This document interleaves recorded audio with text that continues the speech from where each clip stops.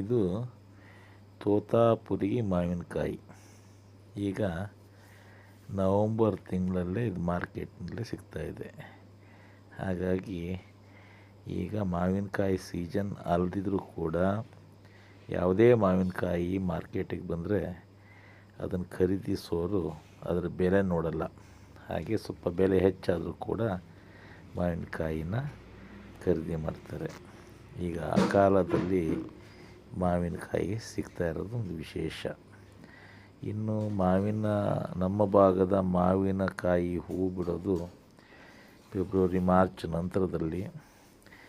ಕಾಯಿ ಕಟ್ಟಿ ಇದೆಲ್ಲ ಆಗಬೇಕು. ಅಷ್ಟರೊಳಗಡೆ ಇಬ್ಬನಿ ಬಂದರೆ, ಮಳೆ ಬಂದರೆ, ಬಿಸಿಲು ಜಾಸ್ತಿ ಆದರೆ ಮಾವಿನಕಾಯಿ ಮೊಳಕೆ ಒಡೆಯಲ್ಲ.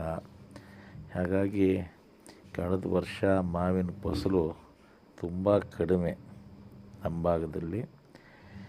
ಈ ವರ್ಷ ನೋಡಬೇಕಾಗಿರುತ್ತೆ ಅಂತ ಇದರಲ್ಲಿ ನೋಡಿ, ಮಾವಿನ ಕಡಿ ಉಪ್ಪಿನಕಾಯಿ ಮತ್ತು ತೊಕ್ಕು ಎರಡೂ ತಯಾರಾಗಿದೆ.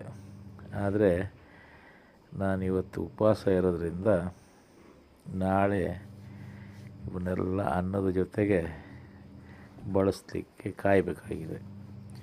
ಮಾವಿನಕಾಯಿ ಮಿಡಿ ತಿನ್ನೋ ನಾವು ಈ ಕಾಲದಲ್ಲಿ ಅಪರೂಪದ ಈ ಮಾವಿನಕಾಯಿನಲ್ಲಿ ಯಾವುದು ಉಪ್ಪಿನಕಾಯಿ ಯಾವ ತೊಕ್ಕಾದರೂ ಕೂಡ ತಿನ್ನೋವಂಥದ್ದು ಇಷ್ಟಪಡ್ತೀವಿ ತಿನ್ನಲಿಕ್ಕೆ.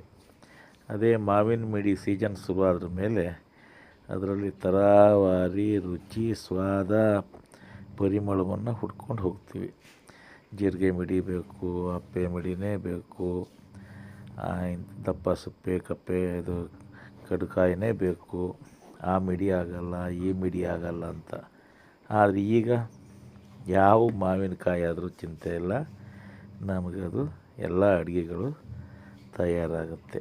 ಹಾಗಾಗಿ ಕಾಲ ಎಲ್ಲದನ್ನು ನಿರ್ಧರಿಸುತ್ತೆ ಅನ್ನೋದು ಸುಳ್ಳಲ್ಲ.